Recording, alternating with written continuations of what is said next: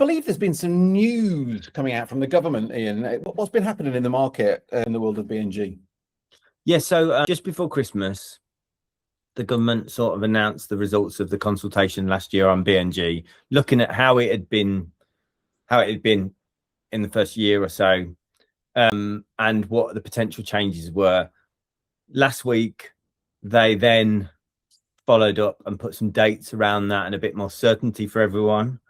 I mean, broadly, I think we're really supportive of the tweaks that have been made. You know, a functioning market iterates and improves over time, and a lot of the things put forward make sense. I think they're good common sense. So there's been some changes around exempting sites that are under 0.2 hectares, which is really going to help those sort of small SMB independent developers making one or two houses. And really, if we're totally honest, BNG is like the process of buying offsite units for BNG, dealing with the complications of BNG.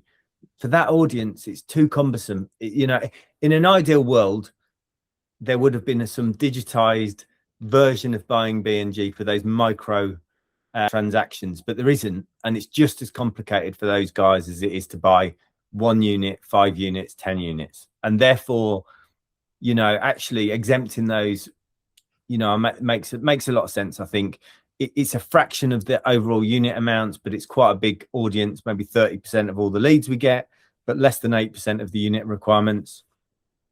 They also put a deadline around NSIPs, which is going to be this November, that's going to kick in. So that's nationally significant infrastructure projects. You know, that's going to be like the other edge of the side of the coin. That is, they're like massive schemes that need huge amounts of BNG, and you know, arguably that'll have much bigger impact on nature. So you know, so that change versus the exempting the 0.2, much better. They also announced some boundary changes to, so currently there's a thing called the spatial risk multiplier, where the further away you are from that you deliver units to a development site, the more you penalise. They've changed those, so they've gone from 156 NCAs to 48 LNRS, local nature recovery strategy areas. So that, I think that's good. It'll certainly be easier to explain to clients, like, you know, what a county like or region is, rather than national character areas that people don't really know.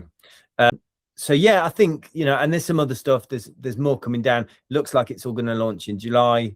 So until July, very much we keep going as we are, but from July there's going to be a few changes in the system.